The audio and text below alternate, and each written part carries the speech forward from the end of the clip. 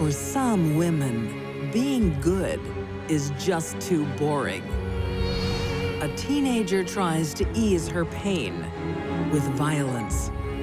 It had the worst possible ending. A new bride gives her husband anything but love. It was all a facade. And when a troubled soul gets a break, she blows it all away. I don't think she could imagine her life without him. These deadly women can't escape their demons because they're bad to the bone.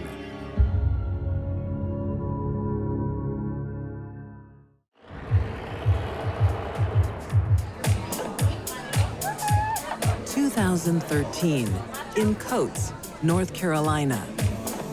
Miranda Dean is only 18, and she likes breaking all the rules. Her wild ways attract 21-year-old local, Elliot Barber. Do you want something stronger? Well, yeah. I'm always up for something stronger. Miranda meets Elliot, who's working a blue-collar job, and he's just kind of bouncing through life, and immediately they fall in love.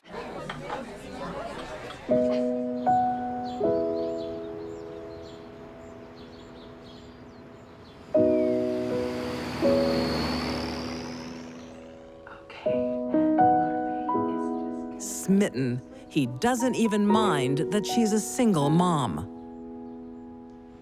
Isn't she gorgeous? Yeah. Miranda really enjoyed taking care of her baby daughter. She was a good mother, was very protective of her child. Okay, I think it's time for a nap. Let's go. But there's something about Miranda. So, this is what I was telling you about. Her job, for example. Are you a prostitute? No, I'm just a companion. Miranda hires herself out to men who are willing to pay for a chat. Do you make a lot of money? Yeah, enough to make it worth it. Strangely, she charges between $50 and $850, but no sex involved. One dirty time. I have to put something. What man is gonna pay her $850 to talk all night? I don't know, that's what they really like. Miranda met strange men for chit-chat. Most men would object, but not Elliot. The lure of cash overrules his jealousy. You know, I had a really great time talking to you. Yeah, me too. You know, it was a real pleasure to meet you. You know, so Elliot looks at it as, hey, she's not having sex with these guys. She's getting paid all this money to listen to them talk about their lifeless marriages. Elliot has some doubts, though. Easy pickings. You're still my girl, though. Yeah, of course I am. He doesn't want to lose Miranda to a client. Marry me. What? Marry me. Really? Yes! Yes! After a couple months of being together, they decided to pick up and go get married.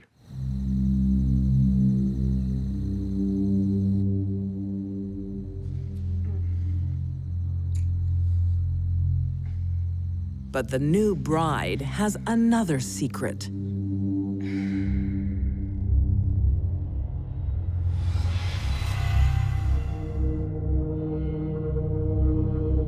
Miranda was a victim of ongoing sexual abuse at a very young age.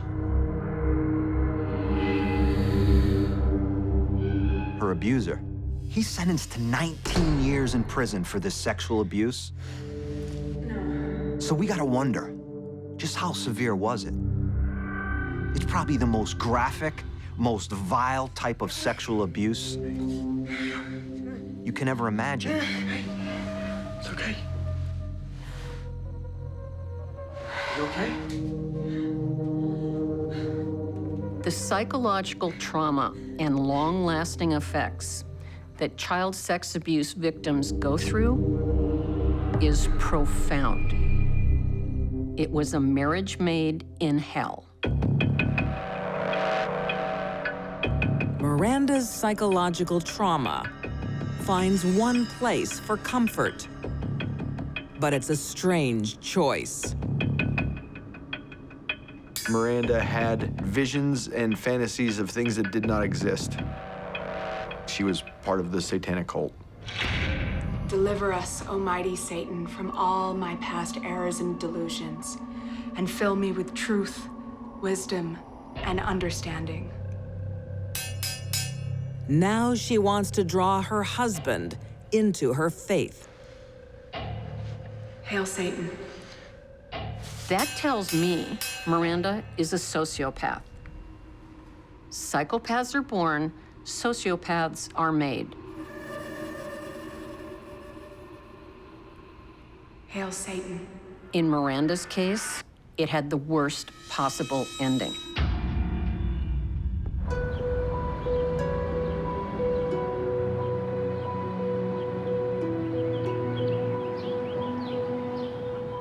Miranda wants to move to a new town, out of the prying eyes of friends and family. Come on. Why do we have to go? For thrills, adventure, excitement. 3 days after they were married, they packed the car up and they moved to Pennsylvania. Besides, it's your birthday soon, and I have planned the ultimate thrill. Okay. Miranda has other plans. There's something else going on here. Within months, Miranda's met, married, and moved out of town. She has a secret agenda. Hey, Elliot, come over here. I found the perfect guy. Oh my God. Hello, beautiful. I'm looking for a good listener. I'm gonna text him. She met a man by the name of Troy LaFerrara. He was an engineer. He was a family man. He was just a good man. Can't wait to see you tonight. Where should we meet? But tonight, they won't just be talking. I look at Troy, and he's very vulnerable because he believes there's no danger in it. What's happening? I'll just sit with Miranda. I'll talk to her. She's a nice girl. And I'll pay her a little bit of money. What harm could come to me?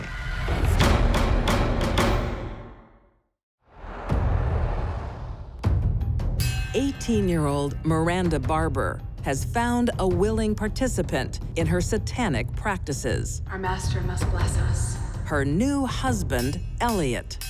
Elliot Barber loved his wife, and his wife was able to manipulate and con him into doing whatever she wanted to do.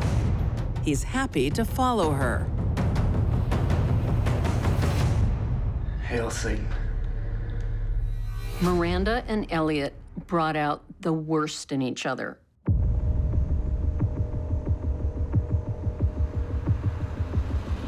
On November 11th, 2013, Miranda meets her last client. Hey, wanna go in my car? You know what? Come in my car. I want to take you for a drive. Okay. He wanted her to get into his vehicle. She talked him out of it. He had gotten into her vehicle. The plan is she'll drive 6, 8, 10 miles. Miranda wants Troy to feel at ease I'm really glad we're doing this. I've been looking forward to seeing you. because she has a surprise. Yeah, me too.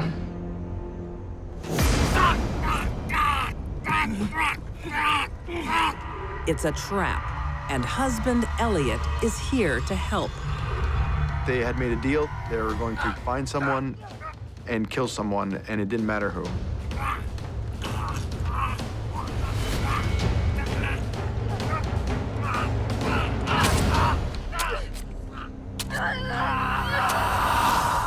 It's my belief she's killing her abuser. She's just trying to answer the demons in her head and look for an excuse here.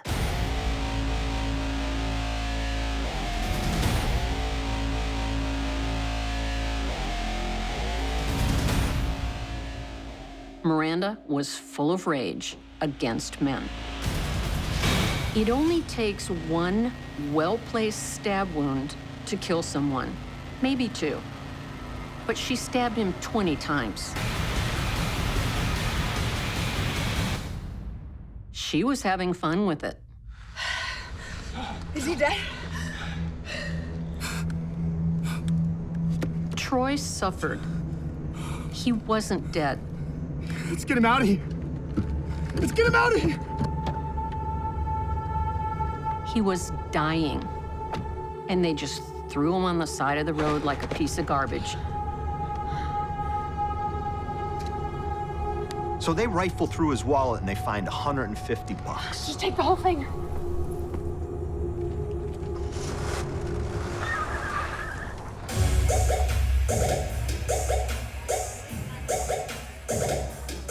And what do? Let's go to a strip club. Miranda had just committed a premeditated, vicious murder. And she was so excited, she wanted to go out and celebrate. After all, it's her husband's birthday. Thank you so much. Keep the change. Cheers.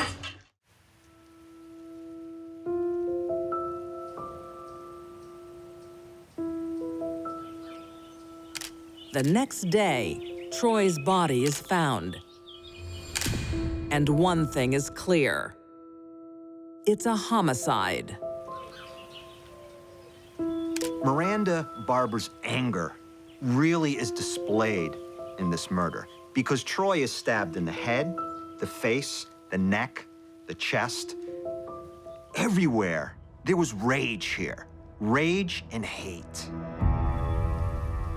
It's a brutal crime, but the police get an early lead.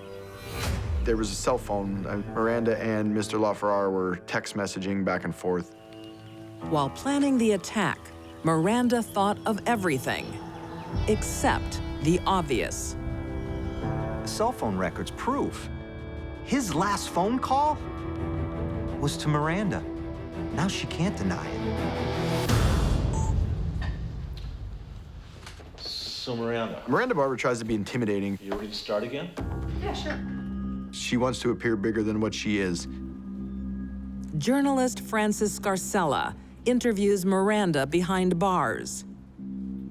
And he's served quite a shock. I want to talk to you about Troy's murder. This wasn't the first time. What do you mean? How many people have you killed? I don't know, less than 100? You're 18 years old, and you're telling me you've killed less than 100 people. And I said, you have to give me a number. And she had said, Well, I stopped counting at 22. She stopped counting at 22. It's a shocking claim, but few believe it. Miranda's story of killing 21, 22 people was false. But that tells me that's what she wanted to do. And she thought about it a lot. In 2014, both Miranda and Elliot Barber plead guilty to second-degree murder.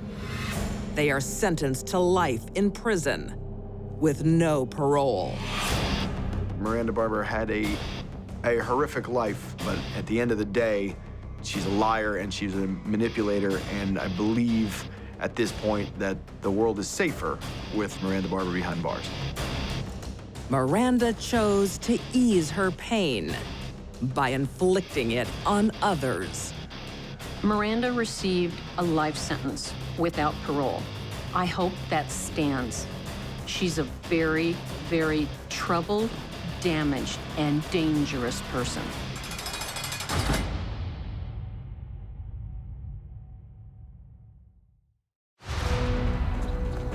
She never had it so good. Could buy anything she wanted. But what she wanted most was to hit him. It's David, he's not breathing. Vegas, where futures are won and lost, on roulette tables and in wedding chapels. Dearly beloved, we are gathered here today to join this man and this woman in holy matrimony. June 28, 2015. English couple, 51-year-old David and 42-year-old Sharon Edwards, have high hopes for a new beginning. This ring I thee wed. It seemed to be a bit of a whirlwind romance. They were married within a year of starting dating. You show me what true love is. I think it's fair to say that their relationship was very intense and passionate at the outset.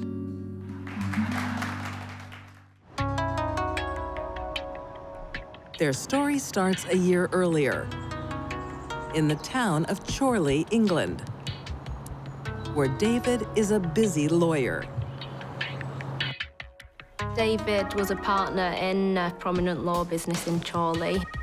Here's the burglary case. I was hoping it was going to get adjourned. I'm snowed under here. No, but I really need you to go through these invoices. He was a very hard worker, and I think he took on a lot of cases. And he needs to earn a lot of money to satisfy Sharon's wants. When Sharon turned David's head, she stepped way out of her league. David had everything she wanted and a big bank account. She never had it so good. For the first time in her life, she had a beautiful home, was going on holidays, could buy anything she wanted. It's great. She always looked dolled up. Oh, I love it. Early in the relationship, Sharon starts laying down the law.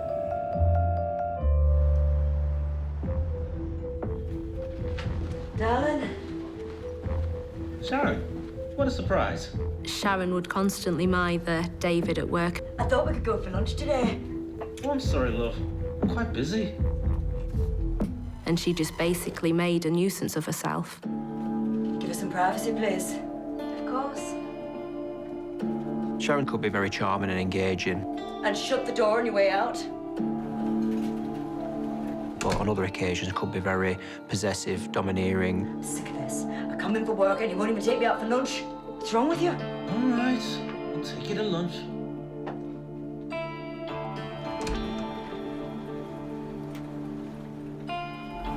Happy wife, happy life.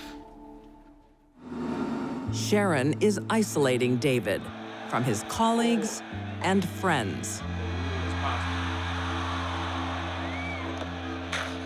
Look at that guy, he's a master. Would you look at that? David was a big football fan, spent a lot of time watching the football games and enjoyed the social aspects. Hey, Lily.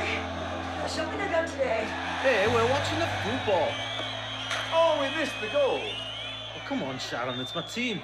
Sharon was always the dominant person in the relationship. Think you better leave.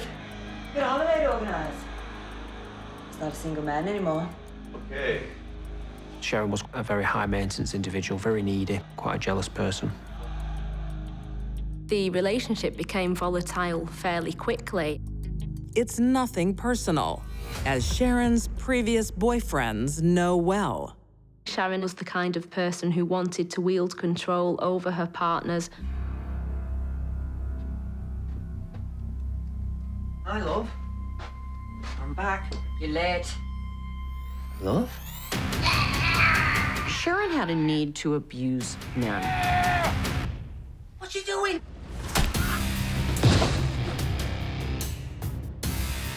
That'll teach you to be late.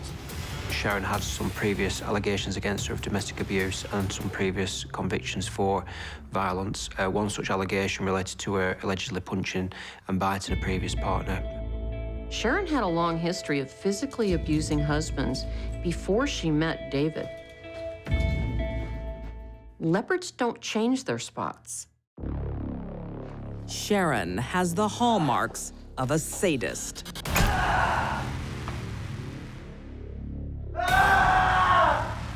What she wanted most was to hit him.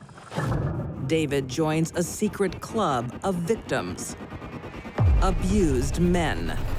David never called the police. Male abuse victims rarely do. He was coming to work with facial injuries. He did try to cover that up, but let's not forget he was working with professional individuals who dealt with this sort of thing on a day-to-day basis. You okay, David? Yes, I'm fine. I don't believe you. So they were quite astute to work out that actually these were the hallmarks of violence abuse. But soon, David has other problems.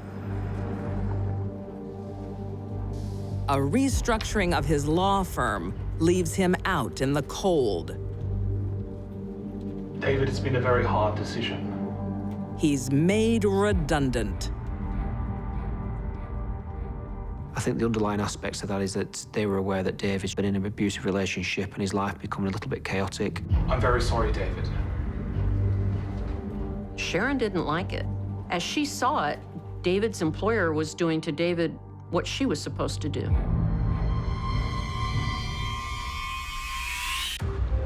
2015, in Chorley, England.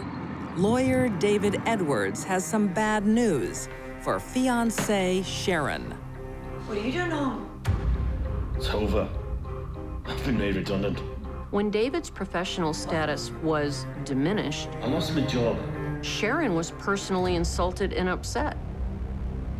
But Sharon has planned their wedding and a holiday in Spain. Sharon, I said don't call him. I don't want you to... She doesn't want to lose either. You're crazy. You pathetic moron. Hang up the phone. Do you know what you've done to us? I'm gonna find you. And what did the future hold? If he was no longer a solicitor, would she still be able to enjoy holidays, spending money and such? Despite the violence, David clings to Sharon, and they go through with their Vegas wedding in June 2015. With this ring, I thee wed. You may kiss the bride. On the surface, everything looked like the perfect romantic elopement, but it was all a facade. He had to use concealer on an eye injury on the day of the wedding. This is what David's life had become, just constantly being injured, belittled. 2 months later, the jet-setting couple head to Spain, despite David having no income.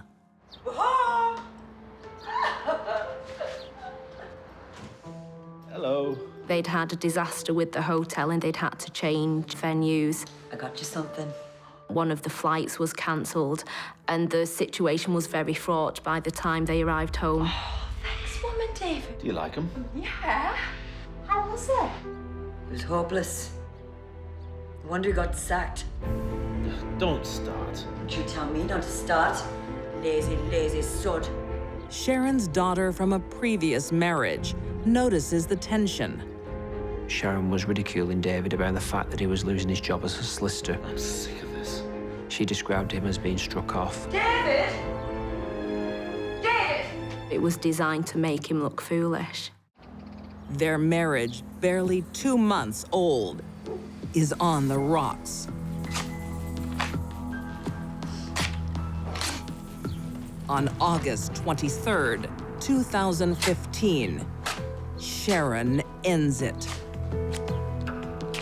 Sharon, what are you doing? I'm ripping your out. It's the worst day of my life. That's our wedding album. Put it down. You're crazy. I'll show you crazy.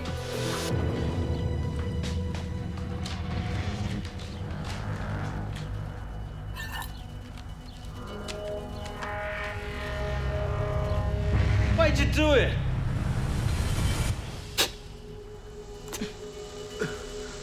The stab wound to his chest was about 8 centimetres in depth, straight into his heart.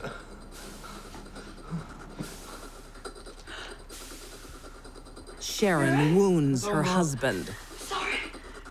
But she doesn't call the ambulance. Oh, I love you. She just puts him to bed. Sharon doesn't feel right. Please call a doctor. I'll be back shortly.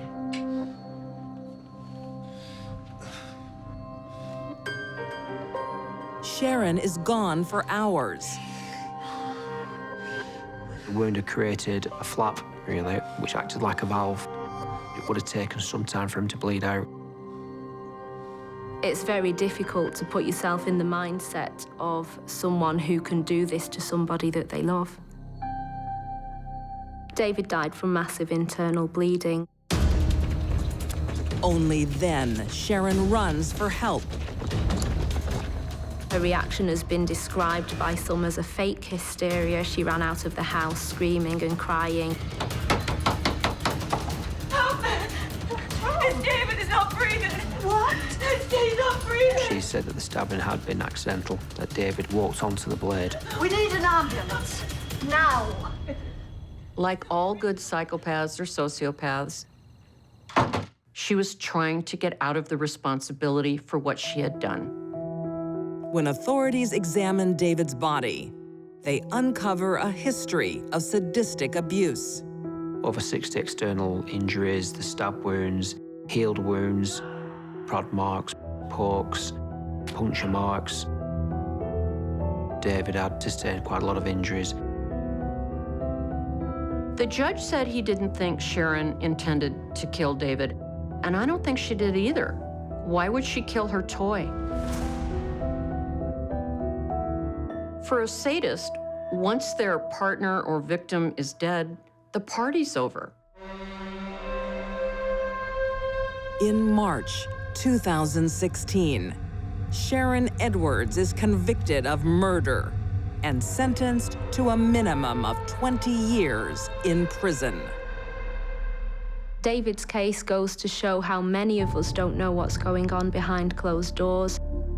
We may never know the full motivation for David not wanting to make complaints against Sharon.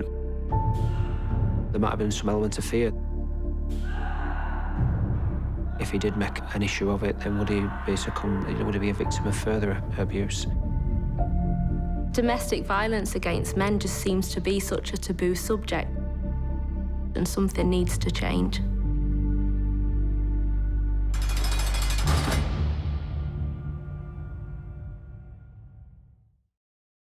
Can I get you gentlemen anything?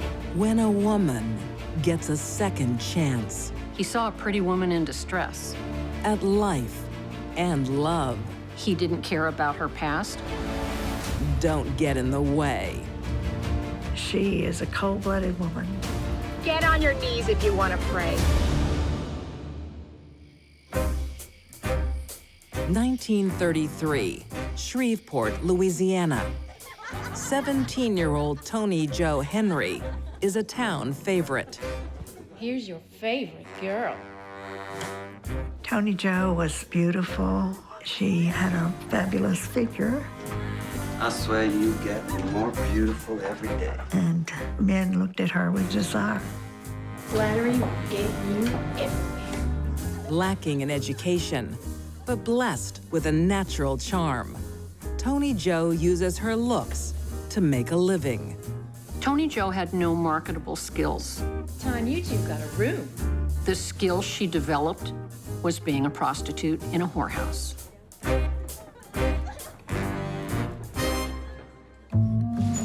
Tony Jo knows how to please men. She moved with sort of a casual arrogance. And how to manipulate them.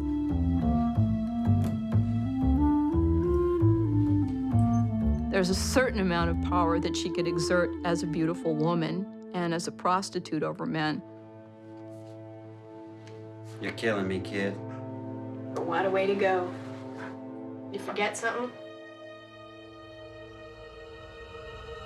Tony Jo had never used drugs when she entered the house, but the men that she had as customers often gave her drugs to tip her.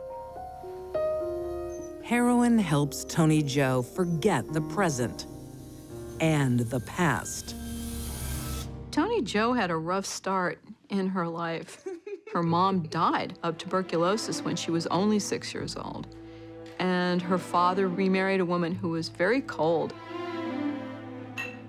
Her stepmom would never win Mother of the Year. Cash first? Tony Joe's stepmother would go to bars and sell herself to men to augment their earnings.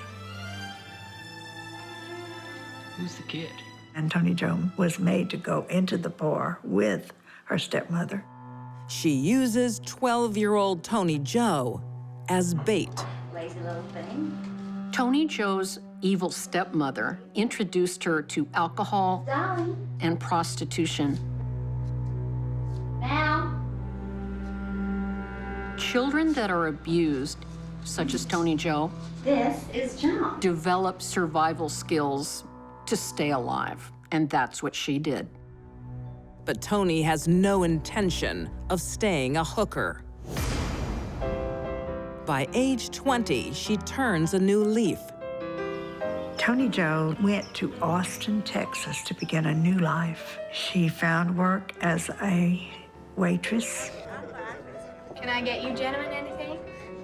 Well, ma'am, anything you bring me will be fine by me. In the fall of 1939, the bad girl meets a bad boy, Claude Cowboy Henry. He was a down-on-his-luck former boxer. He had a history of petty crimes. What y'all doing later? If you're lucky, you might be walking me home. For Tony Joe and Claude Henry, it was love at first sight.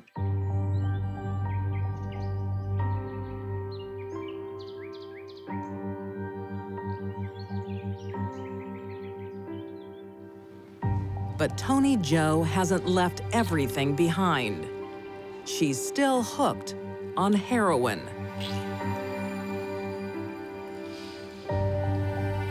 As Cowboy began to know Tony Joe and realized that she was addicted, he wanted to help her.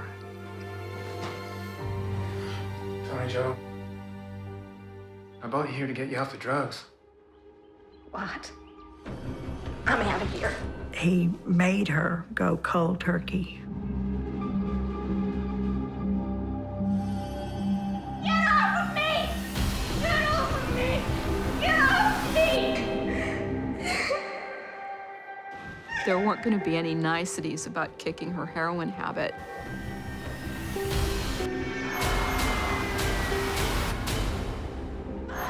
Cowboy was a pretty devoted guy.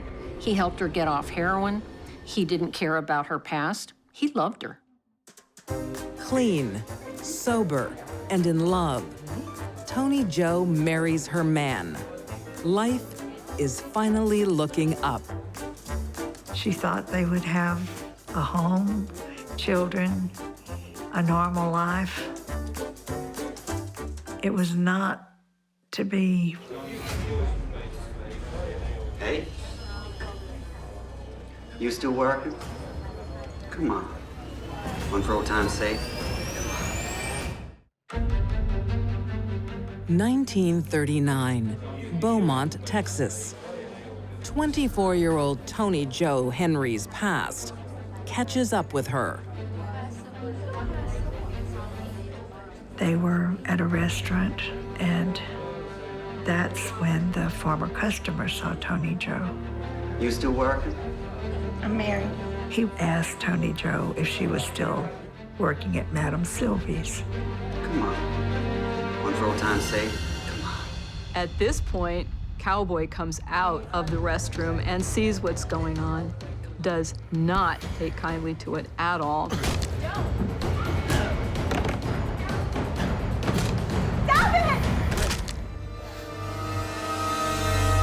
Cowboy beat him to death.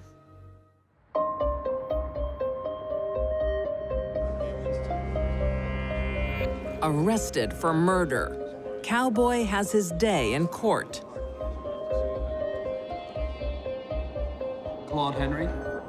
Cowboy thought it was a good idea to represent himself in a capital murder case. You have been found guilty of murder. Turned out it wasn't a good idea. The court sentences you to 50 years behind bars. No! I'll get you out, Cowboy! I don't think she could imagine her life without him. Save you!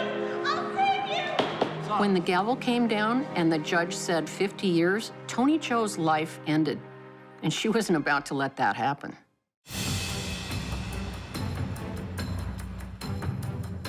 Tony Jo springs into action. She hooks up with Cowboy's friend, 23-year-old Archie Burks, and plots her next move. And if we strike here? The main idea that Tony Jo comes up with, she wants to rob a bank. We can get over the border so fast. She thought if they had money to get a new lawyer, he could represent Cowboy and get a new trial. They'll never find us. Sounds like a good plan. If you're gonna rob a bank, it's best if you have a getaway car, and that was the next thing they needed to do. We need a car. And you will be the bait. Well, that's easy. I can reel in any man. I bet you can. February 14th, 1940. Tony Jo and Archie set their trap. Quick, someone's coming. It's a rainy night. She stands outside, obviously in need of a ride. Archie conceals himself when 42-year-old automobile salesman, Joseph Calloway, sees her in his headlights. This is a cold, lonely stretch of road. He felt sorry for her, and he wanted to give her a ride. Hey, you're giving my sister a ride. You're giving me one too, buddy. Joseph stopped to pick her up because he saw a pretty woman in distress. He is now riding with the devil. Do exactly what we say. Okay, man, I'll do anything. Just please don't shoot. Don't shoot. They drove a good distance. Pull in here, now. Okay, I'll pull in. They came to a farm and stopped. Get out of the car, now. Please don't do anything crazy. I don't have much, but please. Take off your clothes. What? Take them off. She thought that would make a nice, welcoming out-of-prison outfit for Cowboy. All she needs is a getaway car. I won't do nothing. I won't tell no one. What she takes is revenge. Get on your knees if you want to pray. Oh, no, please don't do this. Having that gun in her hand and having a man on his knees in front of her was the most power she'd ever had. You don't want to do this. I'm a good person. Please don't hurt me. No. Shut up. No. A shot rang out. One shot right in the center of the forehead, and Calloway was dead. What did you do? What did you do? Get in the car. Her whole life was leading toward that moment. Everything was bad, and it culminated in the death of an innocent person. Tony Jo thinks she knows how to get away with murder. Tony Jo, what brings you here? Tony Jo arrived at her aunt's house. I'm in trouble. She told her aunt that she shot a man. She was crying and upset. She is sure her family can help. I'm scared. I'm scared about what's going to happen to me. Her Aunt Emma was a twin, and her twin brother happened to be a captain in the state police. It's a serious crime. And he might be able to get Tony Jo off, she thought. She's wrong. Her uncle is an incorruptible lawman who puts justice before family. In 1940, Tony Jo Henry and Archie Burks are found guilty of murder and sentenced to death. This is a tragic comedy. She ends up on death row. Cowboy still is in prison. Nothing worked out the way that they thought it was going to go. From an early age, Tony Jo is taught to survive on her looks, a lesson she takes to her grave. She loved the way she looked. She loved her beautiful hair. Her hair had always been her glory. Tony Joe was cool, calm, and collected about being executed until the barber shaved her head. She said, "Now remember, I'm sentenced to execution, not mutilation." To the day she dies, Tony Joe has many friends. The priest came to the jail cell and placed a small box on her lap. Inside the box was a beautiful scarf. The priest helped her tie it around her head so that her head would not be bare as she walked to the electric chair.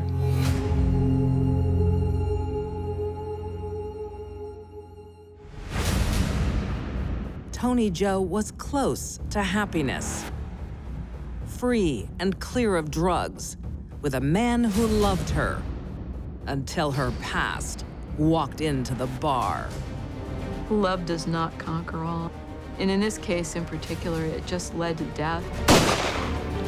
Both Tony Joe and Cowboy had this romanticized outlaw mentality where they thought they would be able to get away with these things, and none of it was true.